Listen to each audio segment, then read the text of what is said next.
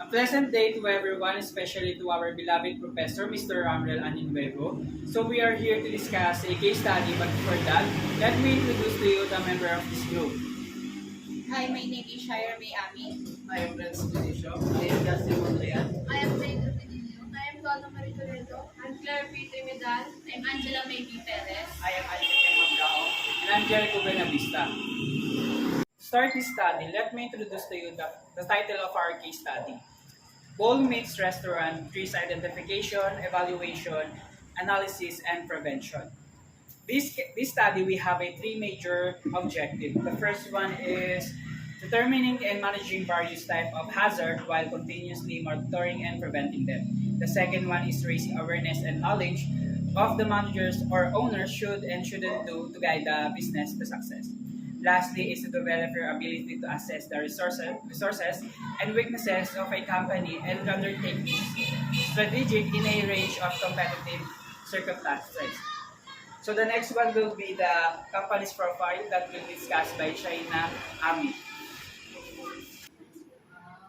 For the company's profile, Bowl Mix restaurant owner named Jollibee Hazul. It is located at Block 24.8 Road 1 Minuyan.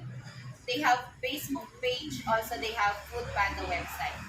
Founded in 2021, Bowl Mix Restaurant set out itself to be a restaurant differ in offerings, appearance, service model, also to customer satisfaction with fast food quality, restaurant service quality, and revisit intention. Bowl Mix Restaurant started in the middle of pandemic. She is a former overseas Filipino worker. She decided to go home to start a business. Bowl Mix starting online. Her goal is to share the recipes she had learned in her previous work. They named the restaurant Bowl Mix because the dish comes with a bowl. The previous name of the restaurant when they start a business is Samgyup in a bowl. It becomes a bowl mix when they start adding a dish like silog and sizzling plates. And for the mission and vision, provide a high quality, affordable for customer. A business would need to carefully balance the cost of ingredients and production with the price charged to customer. Next is best experience. Is one that is tailored to the individual needs and preferences of each customers. Next is respect for customers, employees, business partners, and community. Next is respond immediately to the needs of customers. And active complete customer satisfaction. Vision, to serve delicious and high quality meal and to bring extraordinary restaurant experience. Next is operational challenges relevant to risk management. First is fire safety. Refers to the measures taken to prevent or reduce the likelihood of a fire occurring and to protect individuals and structures from the effects of fire. Next is improperly mixed chemicals. It can be dangerous and can cause adverse reactions. Next is foodborne illness, also known as food poisoning, is a common and often unpleasant condition that occurs when individuals consume contaminated food or water. Next is dirty restrooms, are common concerns for many people as they can be unsanitary and unpleasant to use. Next is cybersecurity. Refers to the practice of protecting computer systems and networks from unauthorized access, attack, and damage. Next is food safety and storage. Refers to the measures taken to ensure that food is safe to eat and is stored in a way that prevents contamination or spoilage. The next that we will discussing is risk identification that will discuss by Justin Monreal and Renz Janicio. For our risk identification, here are some types of hazard and risks that we observed from the establishment that we visited last month. The first is physical hazard. Slip and falling object. As we observed, poor traction or friction between your footwear and the ground can lead to serious injuries, including the head injuries when customer or staff are walking. In the establishment, we observed some object fall that can cause a head injuries to the customers. Burn during cooking. Being burned once or twice in the kitchen is usually happen when you do cooking. As we observe, these are the common cause of burn in the kitchen: spilling hot water and hot oil on the skin, being engulfed by burning hot steam, slipping, and falling. Trips. It may occur when a foot bumps into something like loose maps, rocks, or contracts against a surface that is very tactile, throwing the body off balance and putting it at risk for everybody, such as sprains, strains, and structural damage. The second is fire hazard. Gas explosion. We note that a gas explosion is one of the threats the establishment may experience. We are all aware that gas poses a significant risk to us since, if used improperly, it can be dangerous, start a fire, and result in damage to property, injuries, and in the worst case, the loss of lives. Electric spark. As we observed, we note that the establishment we visited might have an electric spark or explosion because some of the wire is open. Technological hazard. Transportation accident. Transportation vehicle like motorcycle and cars driving along the road can be risk. Location of the establishment can be dangerous since it's on the road side where accident might happen. Toxic waste such as bleach, light bulbs, and pesticides which is used by the establishment for cleaning. When replacing light bulbs and for pest control, which can harm people, which can be harm to someone's health, can irritate skin and can damage lungs or be deadly. While light bulbs and pesticides are flammable, so throwing it away to just any trash bin can be dangerous. Power outage. Foods such as meats can be affected since they are stored in the refrigerator. Pathogenic bacteria can grow in unrefrigerated meat and can cause foodborne illness. Even if it may look, smell good, and they wouldn't know if there's already bacteria on the meat. Improper storage of condiments. The restaurant's inappropriate condiment storage, which could put the safety of the food preparation areas, supplies, and danger. According to what we see, several of the condiments were mixed up and placed in appropriate spots. It lacks specified location and enough storage. To reduce danger at work, this needed to be properly organized and labeled. Poisonous. These workplace risks which can cause major health issues, especially for their customers, is likely to occur. The customers of this restaurant are most at risk from this danger. We noticed that the tools used to serve food and beverage had poor hygiene. The possibility of accidentally mixing condiments and cleaning supplies with food cause vomiting, diarrhea, etc. is unavoidable due to the lack of organized condiments and cleaning supplies. Robbery. The first reason the establishment is vulnerable to this kind of risk. The establishment is located on the side of the road. Second, they do not have security guard to protect the establishment, the employees, and the customers.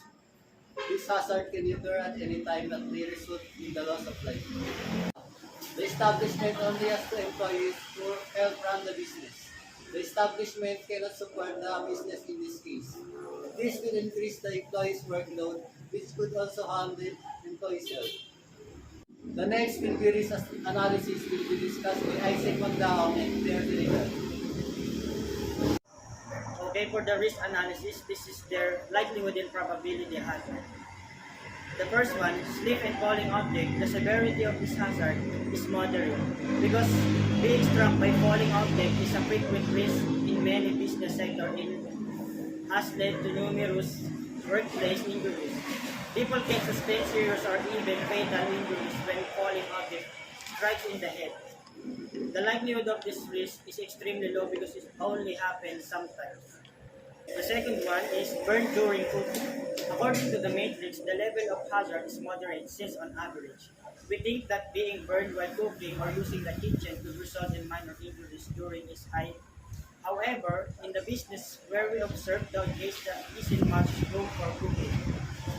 The next one is trips. The risk severity is moderate because it is inevitable for clients to slide their soles and walk on tiles inside the establishment. The probability is seldom. It is preferable to clean first with a rag at the door of the establishment. Next, gas explosion. This possibility of explosion, fire destruction of tools and property, harm to employees, and even fatal injuries gives this hazard a critical severity. Because it is inevitable for person working in the food sector to handle gas and interact with gas burners. The possibility of a gas leak is seldom, even though it is easy to check for leaks. Spark. The hazard severity is catastrophic because an electric spark means that some of the wire is open, which can cause electric shock, which can be fatal and harmful to someone's body. The probability is seldom, as it only occurs on few occasions. The next one is transportation. The severity of this risk, as we can interpret, as catastrophic, that it will lead to major injuries and even cost death of a customer. The probability of this risk to be happen is frequent, as the vehicle and motorcycle is frequent passerby in front of establishment. Next one. Toxic waste risk severity is catastrophic because it has potential to result in catastrophic events like harm to someone's health due to food and environmental contamination. As we observe in this organized collection of cleaning supplies stationed around the bathroom sink, the likelihood that this risk will affect the establishment is high. Next, power outage. The severity of this hazard is catastrophic because proper food storage is unavailable. Food products like meat can cause foodborne illness, which can cause severe illness and even death.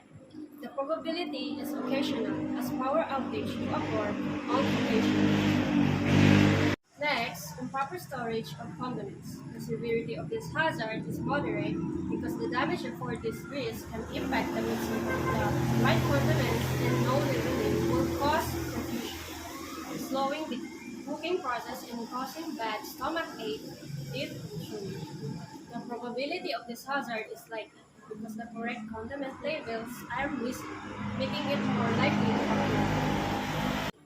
Next, poisonous. According to the matrix, the hazard severity is moderate because poisoning can cause injury or death due to swallowing, inhaling, touching, and injecting virus drugs, chemicals, venoms, or gases that will affect customers' health. Their probability is unlikely because they avoid it so that it does not happen.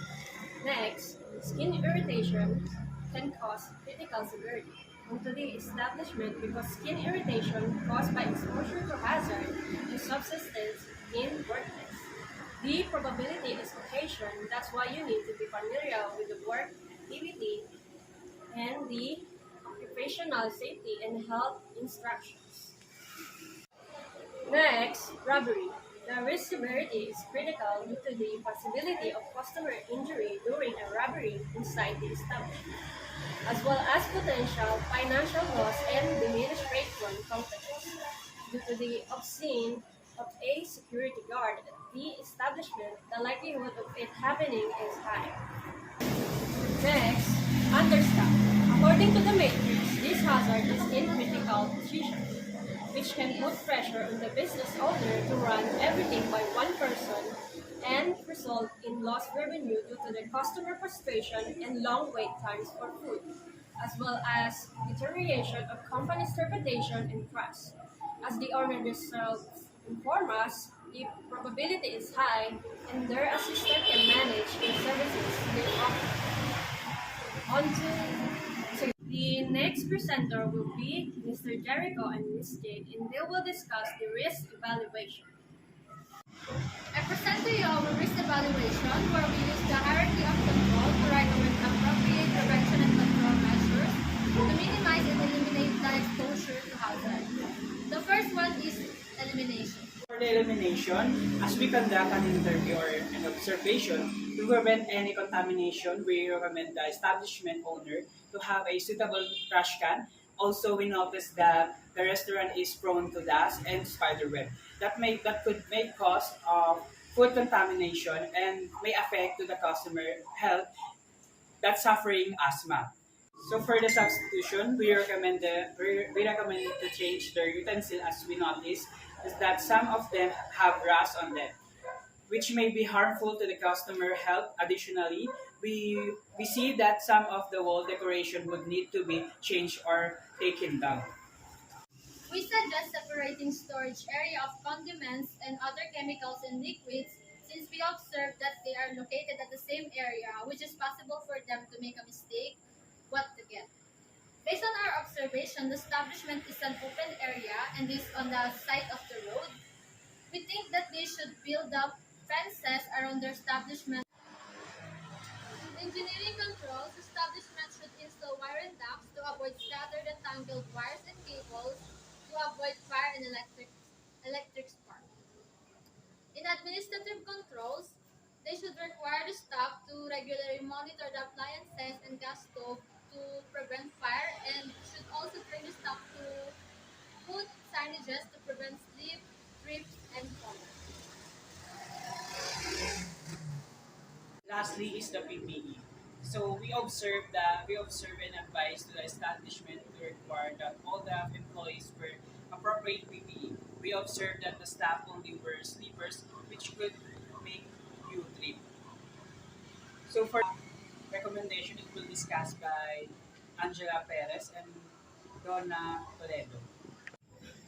For our recommendation about the study that we conduct, here's are some our recommendation. The first one is maintain hygiene and cleanliness in the restaurant. It is essential to ensure the safety and health of the employees and also the customer. It has played significant in the perception of the customer. The customer will be disappointed if the restaurant have dust in a table, in a chair, and also if they serve a dirty plate. To ensure that your customers have a positive response in your restaurant, it is important to every restaurant to follow the cleanliness and hygiene requirements. Make sure to pay attention to the little things or details as they can make a big difference of the way of guests perceive the restaurant. The second one is price it right. The menu needs to be priced carefully. While deciding on the menu pricing, you must keep in mind that menu's food cost, the location, and the target audience. The third one is buy new utensils and equipment for restaurant. Buying new utensils and equipment for restaurant may present a larger immediate cost. Utensils needs to be replaced more often than other kitchen tools because they are used so frequently. Silverware and dining utensils should be replaced when they start rusting, bending, chipping, or showing other types of damage. Because if your customers see this, you'll need to stay vigilant about pulling damaged pieces out of rotation. The fourth one is prioritize wearing uniform and personal protective equipment or PPE. To make a good first impression, the appearance is often the first thing others notice about the employee. Dressing professionally can help form a positive impression to customers in the workplace. Deal to the customer concerns and complaints. Among all the people associated with the restaurant know the proverb customer is always right. The complaints and concerns of the customer should be taken care of a priority basis. Nowadays, customers post their complaints in social media platforms. They post complaints and the management should be responsive about the issue or complaints and they must reply with the policies and courtesy. To respond to customer complaints, the restaurant must acknowledge customer complaints of customer are unsatisfied with the service of the restaurant, allow them to voice their concern, pay full attention. In other words, it may help restaurant grow. Also offer freebies. Offering compensation is the best kind of apology. Even a small offering like giving a dessert for free or tiny amuse vouch with gain huge customer services points. This little acts makes your customers feel appreciated and will have positive association with the restaurants. Encourage feedback and bring changes. After dining experience of the customer, ask their feedback and suggestion. Asking for the feedback and suggestion also help in avoiding bad customer reviews, since social media customers are less likely to post a bad review and customer review. Lastly, we recommend great restaurant location. Many restaurants struggle to succeed because of poorly positioned signs, limited storefront, and are nearby buildings that impede visibility. People may view the ideal place as they walk or drive past. People who notice the restaurant will become interested in it and plan a visit. This is the picture when we conduct an interview and an observation in the establishment. That will be the end of our presentation and thank you.